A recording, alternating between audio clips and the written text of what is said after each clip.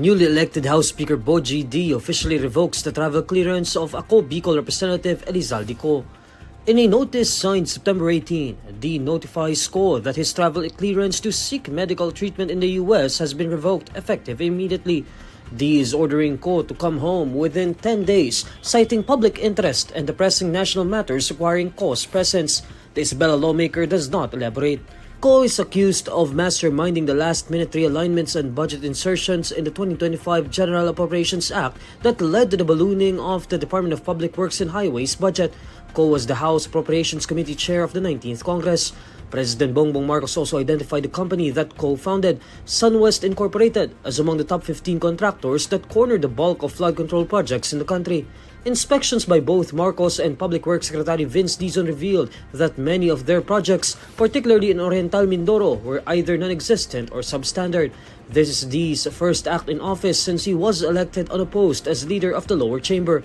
D replaced late Representative Martin Romualdez, who is also accused of colluding with Co in the mangling of the 2025 budget. A cousin of President Marcos, Romualdez resigned to allow the Independent Commission for Infrastructure investigation to proceed unhampered should he and Co be implicated.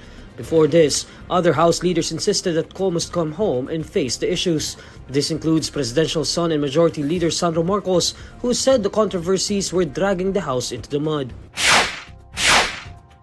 Senate President Pro Tempore Ping Lacson says Senators Joel Villanueva and Jingoy Estrada remain under scrutiny on the issue of budget insertions. This is despite facing their accuser in the Senate Blue Ribbon investigation into flood control project anomalies on Thursday, September 18. Former Public Works and Highways Assistant District Engineer Bryce Hernandez accused Villanueva and Estrada of inserting 600 million pesos and 355 million pesos of funding in Bulacan's 1st District. He said this move was supposedly in exchange for a 30% cut. Both senators denied the claims and offered to sign a waiver to open their bank accounts and prove their innocence. During Thursday's hearing, Blue Ribbon Panel Chair Lacson revealed that he found 7 or 8 items under the unprogrammed fund for the 2023 national budget totaling 600 million pesos. He previously disclosed that a total of 355 million pesos of flood control project insertions was also found in the 2025 national budget. Expressing frustration with what he described as Hernandez's selective memory, Lacson warned the engineer to tell the whole truth. A social media user asks on Thursday evening if Villanueva and Estrada will be held accountable if found liable. In reply, Lacson says the two senators have not yet been cleared based on Hernandez's allegations. Lacson also responds to objections to Villanueva and Estrada's appearance during the hearing when they face allegations themselves. Former Vice President Lenny Robredo's spokesperson, Barry Gutierrez, says an investigation can't be credible if the people who should be investigated are the ones grilling the witnesses. In a response to the thread, Lacson says it's the senators' right to face their accuser. He further points out how the budget books validate Hernandez's claims against Estrada.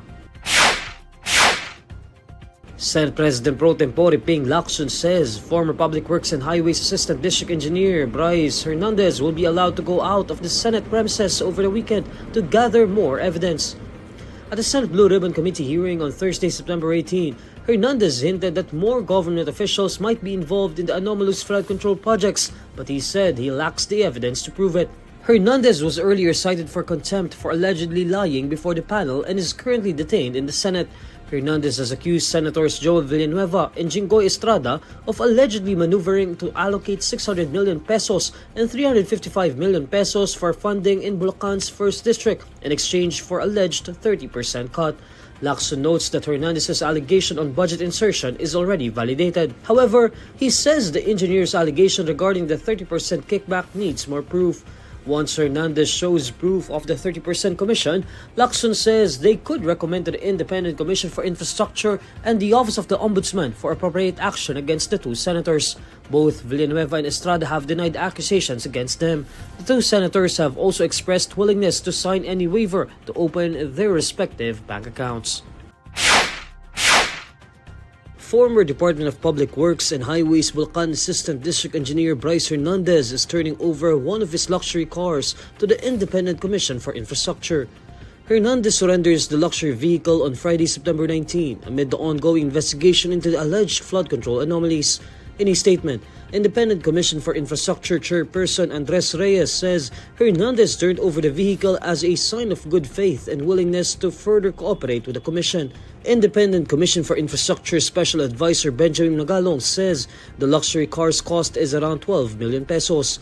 He adds that Hernandez is also set to turn over a Ferrari worth 58 million pesos and a Lamborghini worth about 30 to 40 million pesos. According to Reyes, Hernandez appeared before the Commission in connection with its investigation into alleged anomalies in flood control projects in the 1st District of Bulacan.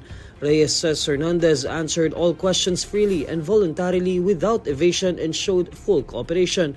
He adds that the testimony of Hernandez was adjourned and shall continue upon the directive of the Commission. Senate President Tito Soto earlier revealed that the Commission issued subpoenas to Hernandez to testify before the body and bring relevant documents.